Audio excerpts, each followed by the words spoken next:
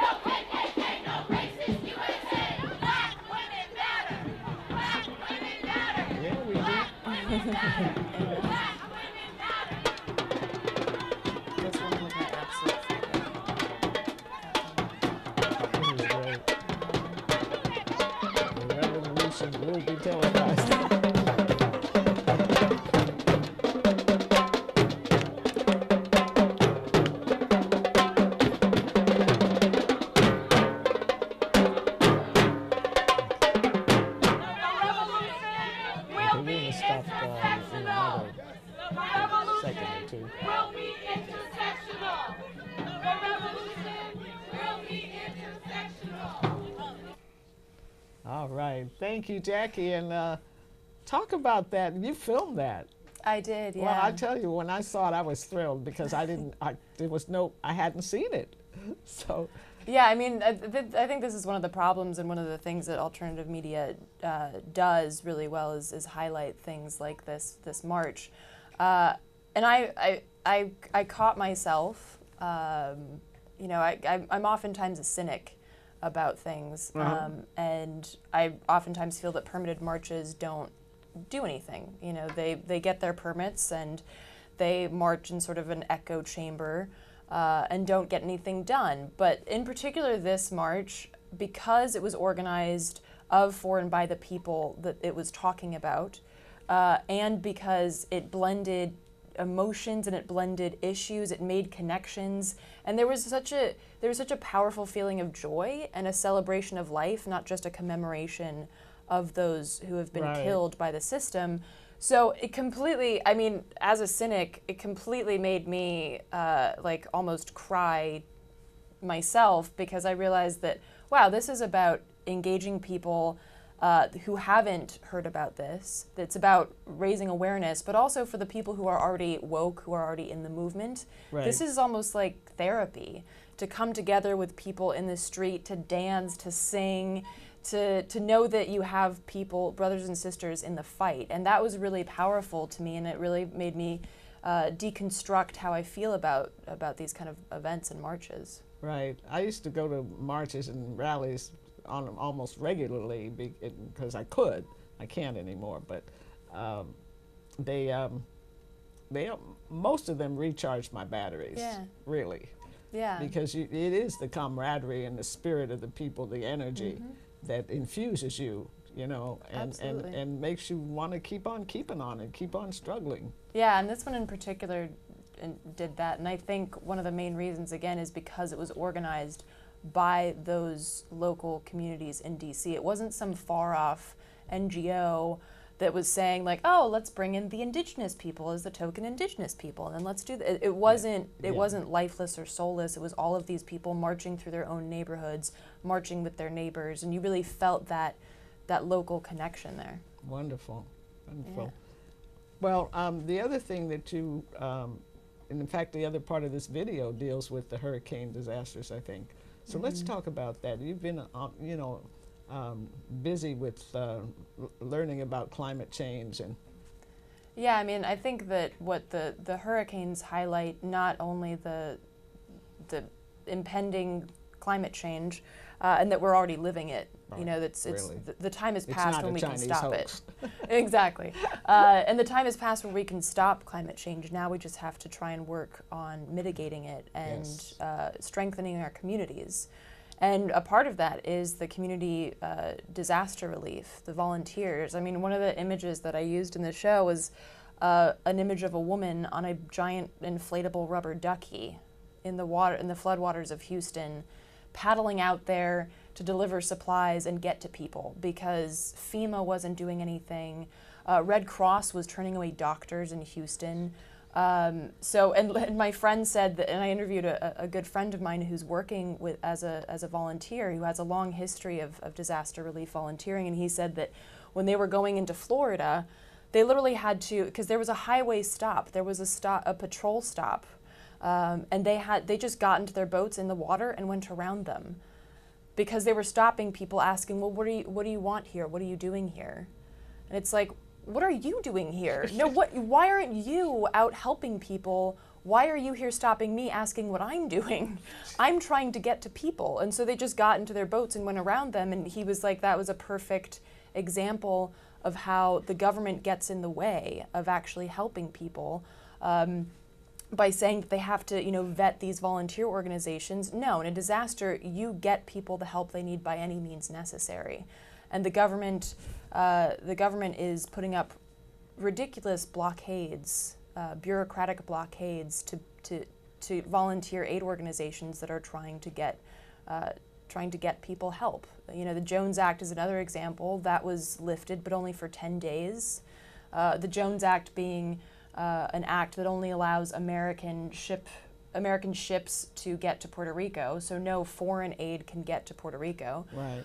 And even ordinarily, because of the Jones Act, they have to pay exorbitant prices Yeah. for goods that are delivered. And the shipping, and Bobby, who I interviewed on the show, was talking about the shipping containers that are backed up at the port, and he said that, you know, they use that as an excuse as to why they can't help people. And he, you know, he's also a veteran, and he said that there are specific parts of the armed forces that just deal with construction and that just deal with clearing space so that you can get supplies through. And he said, why aren't they down there making sure that they can get to the shipyards and get the supplies out? Where are they? You could easily deploy them, but they aren't deployed.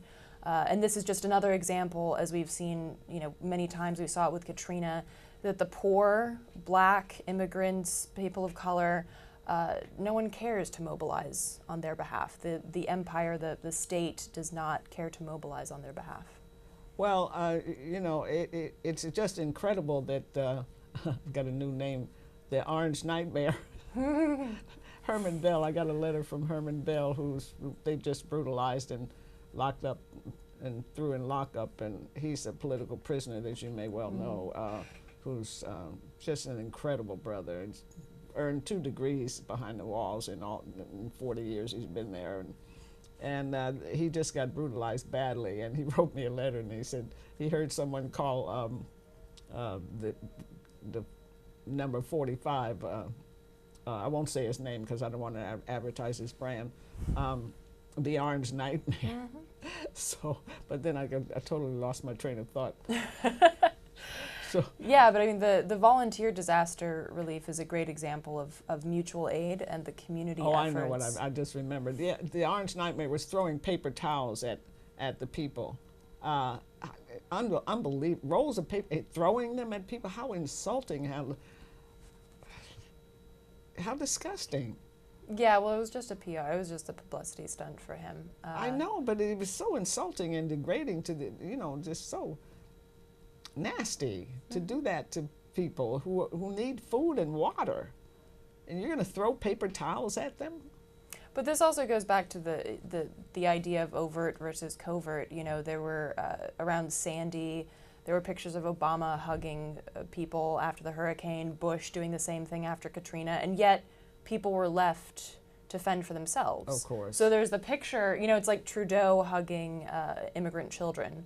Okay, well, that doesn't matter if you don't make policies to support that cute image of you with you know, an indigenous Canadian or an immigrant child. And it's sort of the same thing. It's like, well, the policies that Obama and Bush put forward were basically throwing paper towels at people. Yeah. So maybe, and I've seen this too with activist trainings, you know, more people have been showing up and engaging because of the current president.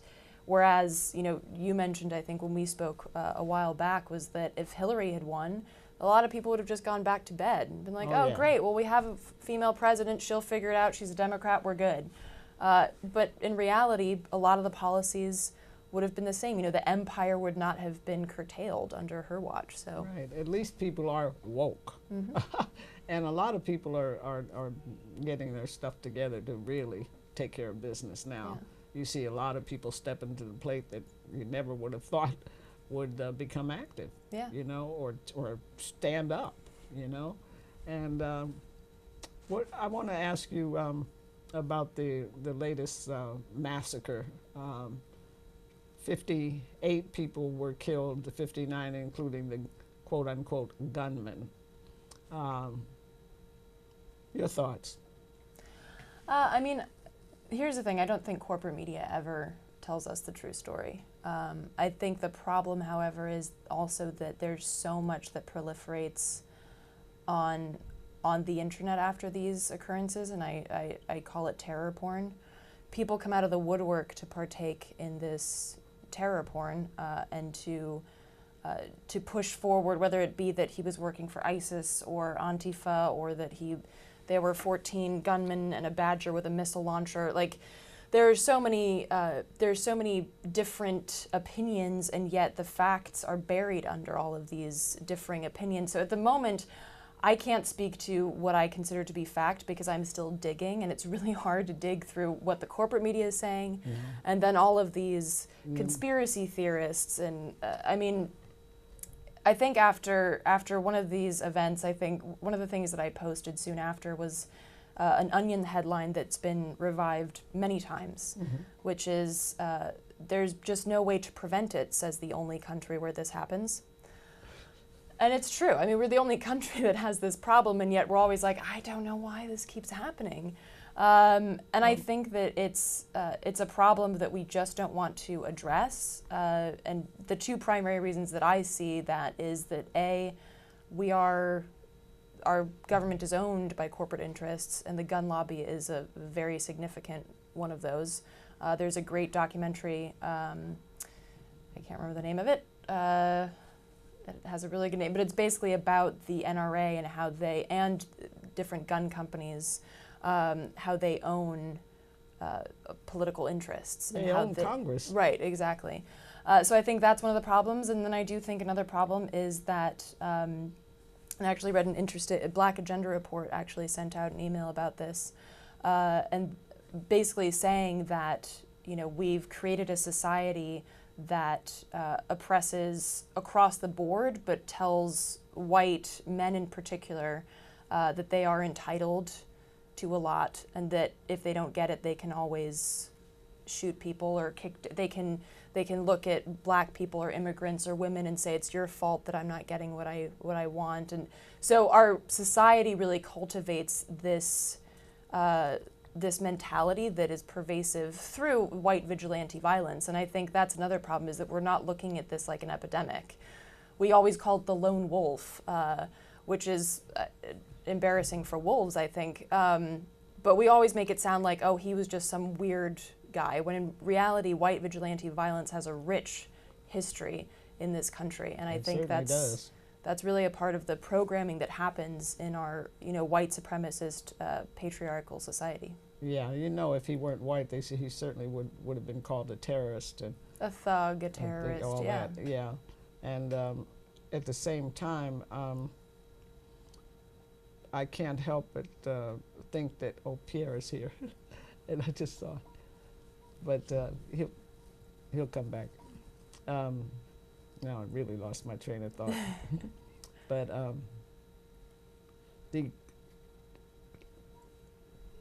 go ahead. No, I mean, I think that, you know, I'm going to keep digging.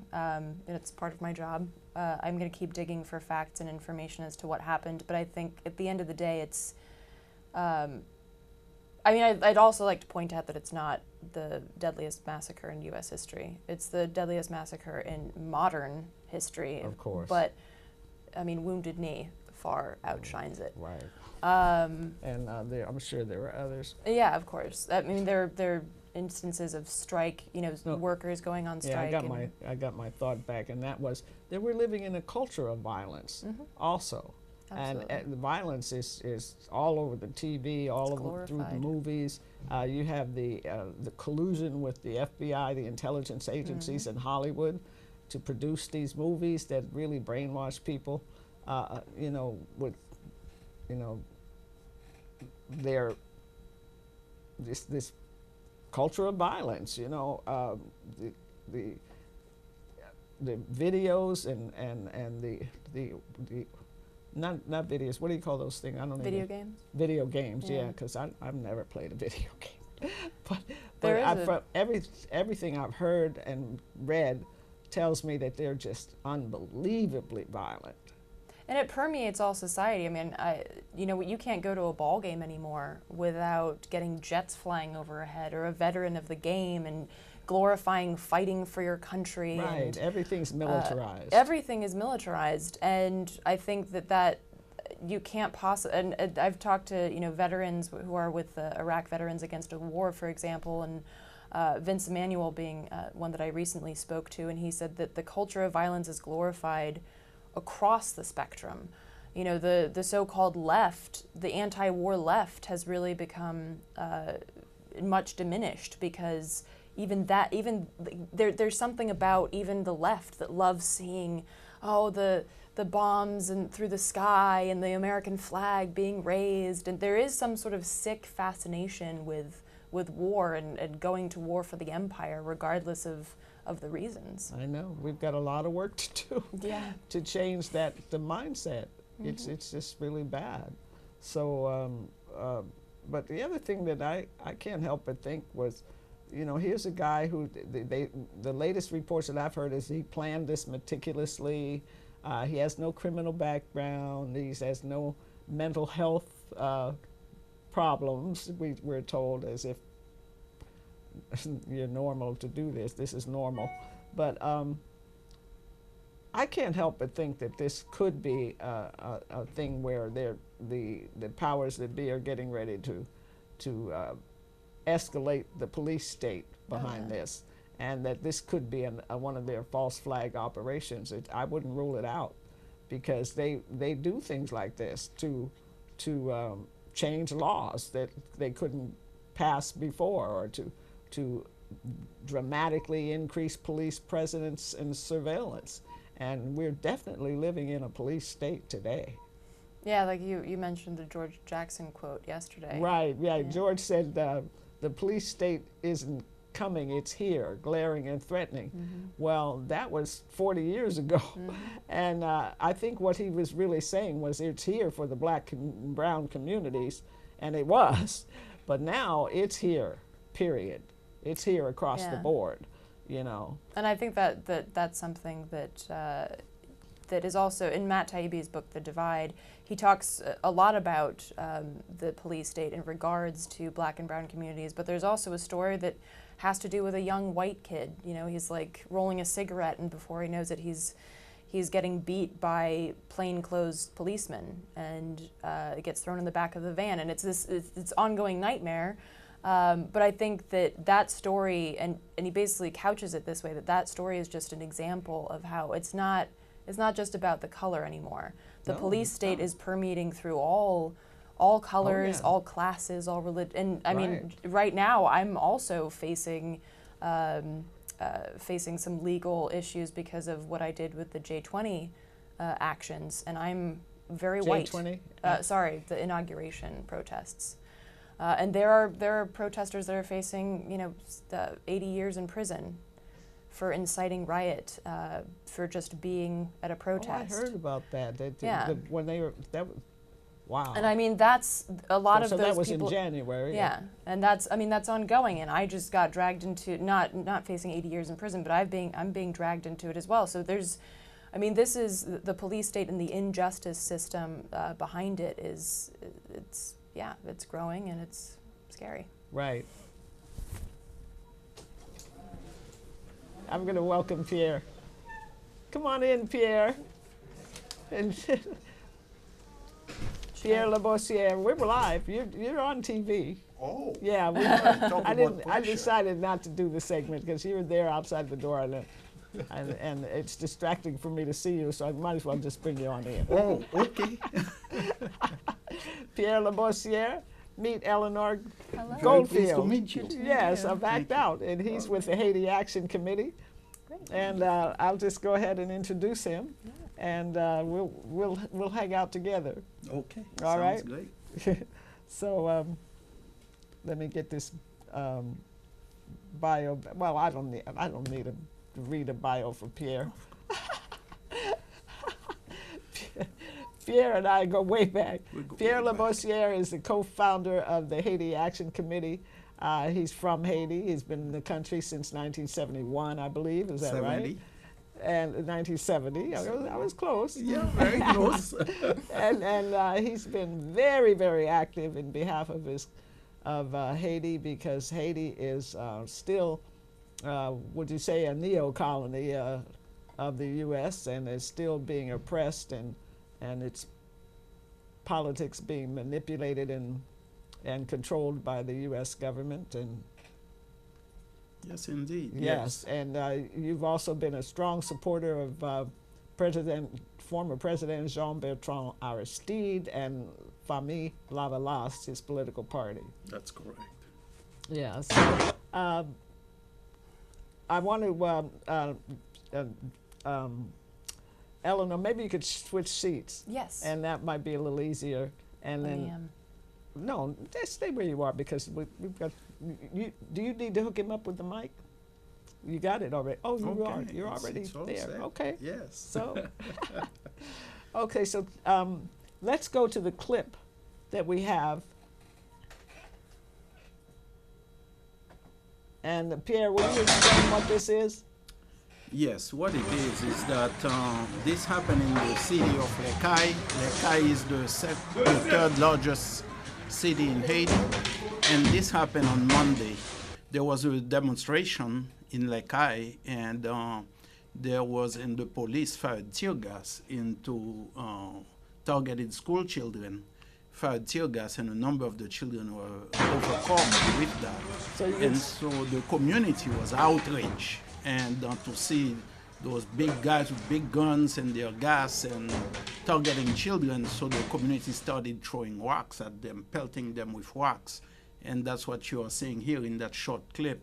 It wasn't the sound that you are hearing were the rocks. Right. They were, and that volleys that of was a rocks. police officer running from them. Yes. Yeah. It was a barrage of rocks. And this is another clip. Yes, in this clip, there is this clip. It shows you an arbitrary arrest taking place. This gentleman here, he is a co-host of a show on Radio Timon, Youth Radio of the Aristide Foundation, and he co-hosts a program on political education, electoral politics and political education. And so he was in the demonstration coming back and had gone to a store to get a soda. That's what you see him. He and somebody else, and the police arrested them. They were not guilty of anything. It's part of the campaign of intimidation. I was just told on my way here that what the police would do is, in addition to firing bullets at them and tear gas and that skin irritant that really burns your skin, and that very potent tear gas, they follow people and arrest them. And then they put them in jail without them going in front of a judge. I believe there are 9 of them just from Saturday who are in the jail. And if you don't mind, Kilo, I'd like to give the name. This gentleman's name is Jacques Osnel, and he's the co-host. But there are some others who that day, Saturday, were also arrested. Aristène Romano Gilles, Jean-Jules Joseph, Puano Gérard, Aurélus Rollin, Pierre Richard, Honoré Pierre-Louis, Pierre Saint Jr., and another person named Fresnel. I only have his first name. And the reason I mention that is because people are very concerned for their safety. And we are hoping that this can, when they hear those names, there is another gentleman apparently being detained in a wheelchair. So a number of people have been taking part in those demonstrations. And what happens is, what the reports have been getting is that Haitian jails are notorious for you to disappear in them. And from illness and also for mistreatment, from torture basically. And illness because of insufficient food and what have you. And so it's important that those names are recorded so that people can demand that these people be freed, because there is no reason to arrest them. The photo we are looking at is one of those young students who was overcome with that very potent tear gas that they are. And that's what had enraged the community so much. That's chemical warfare. Exactly, because these are school children who are being attacked, you see, because they supported the strike. And so they were... Well, back up and talk about the strike, Pierre. Yes. What happened was, ever since September 11th, 2017, which is the anniversary of a massacre that occurred at Father Aristide. At that time, he was a parish priest. That date keeps popping up, doesn't it? Oh, I tell you, September 11th. And he was... during the mass that he was conducting, and his church was located in one of the poorest areas of Port-au-Prince. And the sermon that he gives is a sermon of liberation. That people, you don't say, well, everything is in God's hands, that you're on this earth to also enjoy, to live like a human being, to have access to food, to healthcare, to education, to decent living, a good job, and everything else that makes you, you know, full clean human being. water. Exactly. And so what the dominant ruling class at the time was supporters of the Duvaliers, the Haitian elite, quote unquote. They set a bunch of criminals and the Haitian military who set fire to the church, attacked the church, were killing people, stabbing them, shooting them. In short, close to 50 people were killed. Nobody knows the exact number. And so this year, people were, because we are faced with a government that's similar to the government at the time, a Duvalierist government, which plans to bring back the Haitian military and is oppressing people. People said they would take to the streets to get rid of this government. Right. And so people have been demonstrating, demanding that this government resign, because they were not voted by the people last year. They were imposed by the UN and the so-called international community. To make it plain, the US, France, Canada, Spain, all of them are ganging up with the European Union and the OAS on the impoverished majority in Haiti to exploit our labor, to steal our resources. And the people are saying we are tired of living in misery when our resources are being stolen by these already obscenely rich people. Oh, God. And so that day people were demonstrating, and so that started a series of demonstrations from September 11th until today. Today there was a big demonstration in Port-au-Prince, and there were also demonstrations in other cities as well. Right. And this is what you are seeing. So on Monday, the police attacked these students, and as you see in the photo, some of them are overcome with that tear gas. These are kids being evacuated from their schools. Motorcycles are used as taxis in Haiti, and it could be either a taxi or a parent picking up their kids or somebody evacuating them. So that enraged the population in Lekai, in the south of Haiti. Right. And that's what you are saying. Yeah, and then there's another video there of the girls protesting. There, that one. Oh, yes. This video is, it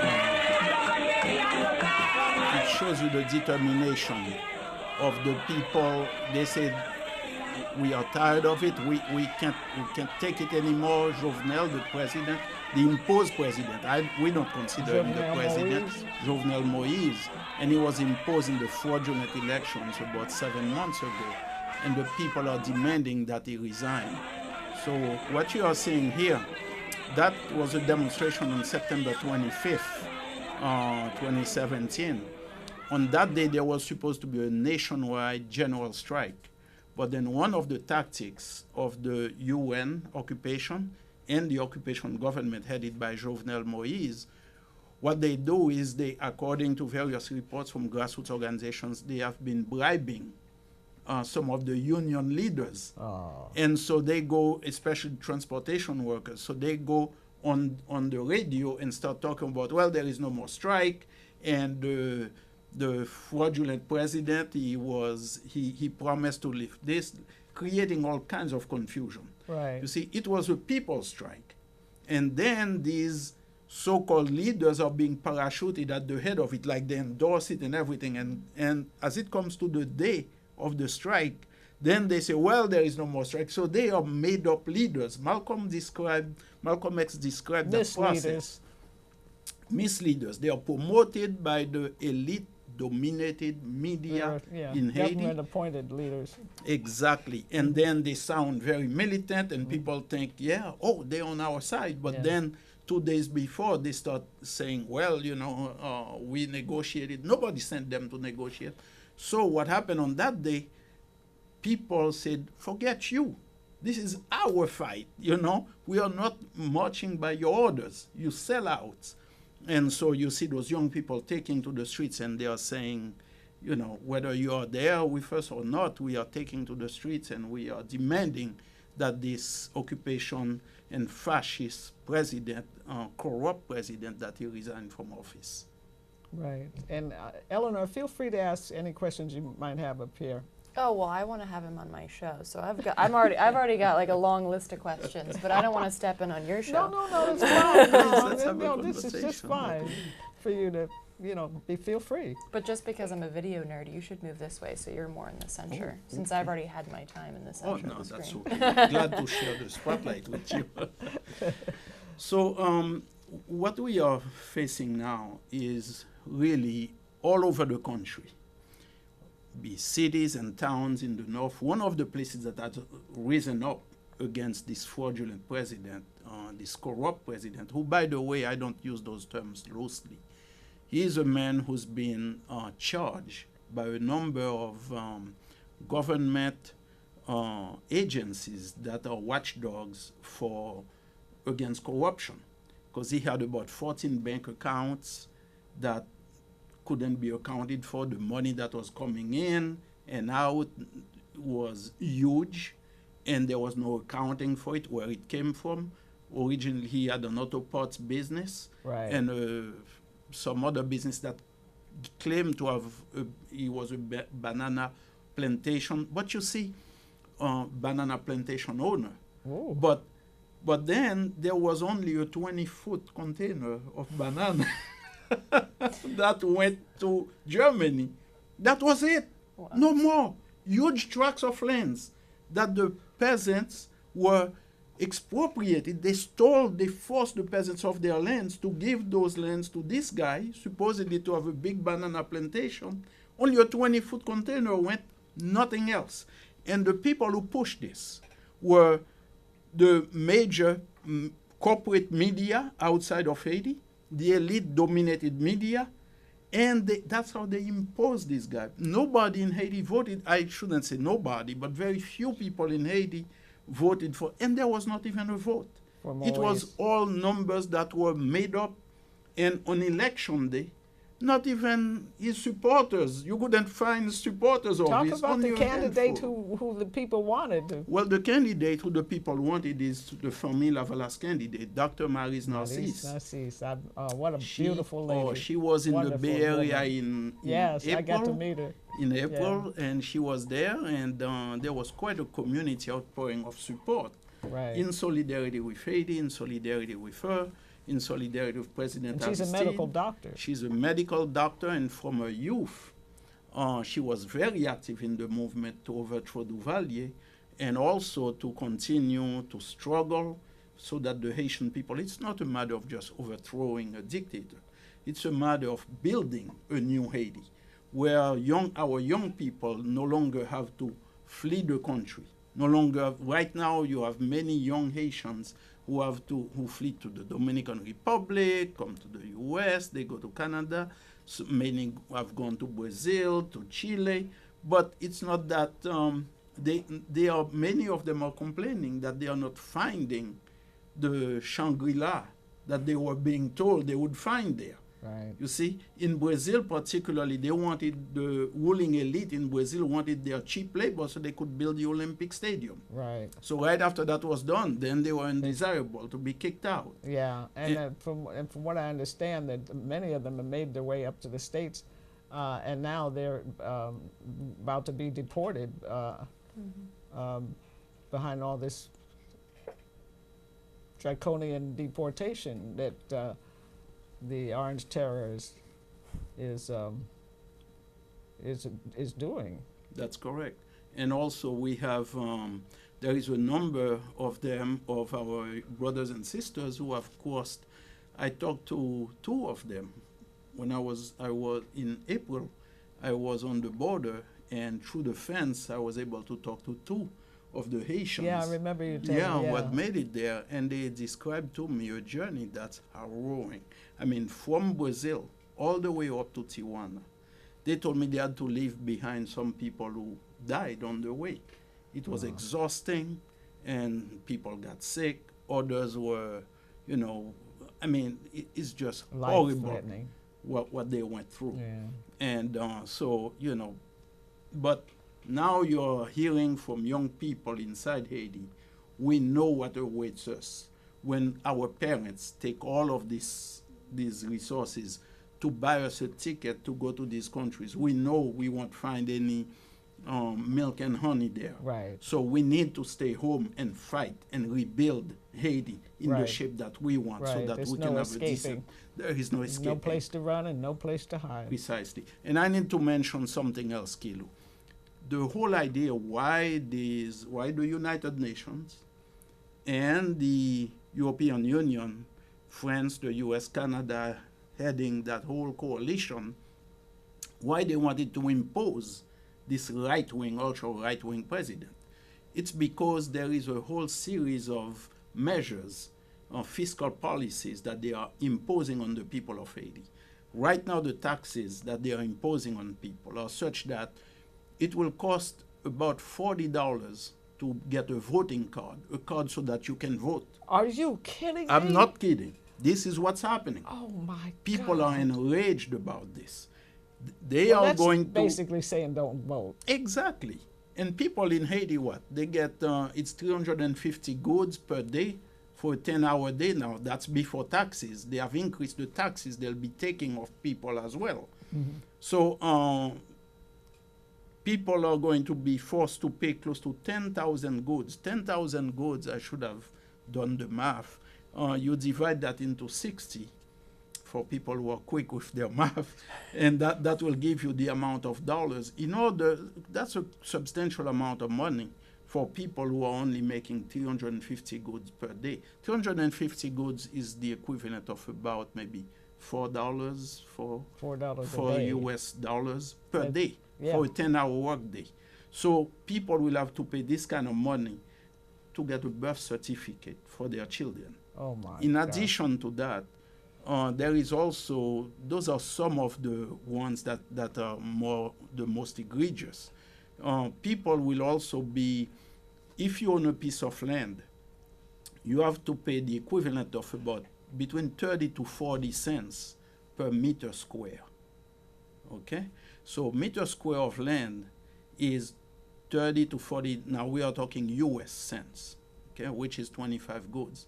Now, the average Haitian, you would say as maybe a cow is about 3.18 acres or something like that. Sorry for all this math. But it's about, let's say, 13,000 square meters. You multiply that by 30 to 40 US cents. What it is, it's a substantial amount.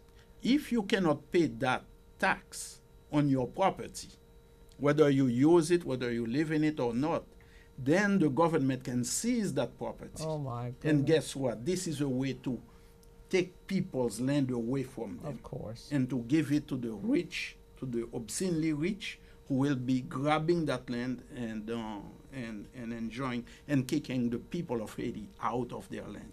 So this is, the Haitian nation is in grave danger. And that's what our brothers and sisters on the ground, Haitians in the diaspora, are realizing, and that's why you have a very, I would say, widespread. It's not yet an insurrection, but it's getting there. It's getting there. People are rising up. People are rising up. Right on. And well, the Haitian people are so heroic and so courageous. It's just amazing. I mean, the very first black people to liberate themselves from slavery on their own, fought their way out of slavery and became the first black republic. I mean, and they've been fighting ever since. I mean, they managed to get rid of the Duvalier, who were, Papa Doc and Baby Doc Duvalier, who were just horrible oppressors and dictators backed up by the U.S. and conducted a reign of terror on Haiti for so long, and they got rid of them. Right. So I think that in the long run they'll win. But we see the same thing, Pierre, happening right now, and I'm sure Hurricane Irma must have had an impact at Haiti as well. And Haiti is still recovering from Matthew and from the earthquake of 2010. They haven't even recovered from those disasters. And with Puerto Rico and the Virgin Islands and yes. Bermuda and all these other places that are totally devastated, you can see the plan afoot, Pierre, that these people are going to make those islands their playground, That's their correct. tourist playground. Shock doctrine. That's right. Yeah, That's right. absolutely. That's correct. And yeah, they're moving the people out, and the developers are moving in, and they're making it impossible for people to survive, and because they don't need people, they want their land. We have to rise up, but the other thing is that with both of you here, it's so important that people realize that we have to drop all the silliness of color-struck silliness and all the superficial barriers that keep us from coming together the way we should in common interests. Our own best interests. We're all working class people, poor people, Exactly. relatively poor people. And we're allowing you shouldn't even call them people, 8 individuals, 8 fat caps, own half the world's wealth now. I mean, it was mind-boggling when it was 50, but now 8? The Malcolm X quote that I have on my computer is actually basically just that. It's if you don't mind. Sure. I believe that there will ultimately be a clash between the oppressed and those who do the oppressing. I believe that there will be a clash between those who want freedom, justice, and equality for everyone, and those who want to continue the system of exploitation. I believe that there will be that kind of clash, but I do not think it will be based on the color of the skin. All right. Brother Malcolm. Yes. He was righteous. But one of the things that, and I take this opportunity to express great solidarity of brothers and sisters in Puerto Rico and in the various islands that are affected by the Hurricane Irma and Maria. Haiti wasn't hit directly, and also the Dominican Republic, because they were hit directly. Haiti, Cuba as well. Mm-hmm. So many others of the islands that were hit.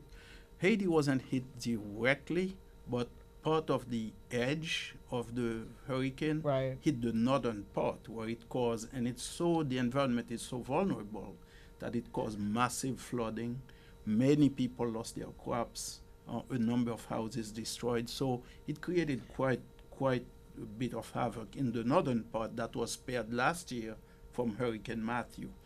And so I was just hearing about Puerto Rico and some of these islands, how they are trying to, what you were saying earlier, take people's lands. They start coming there. And one thing I want to raise, Kilo, about Haiti as well. We got about 2 minutes to do it. Okay, very quickly, is that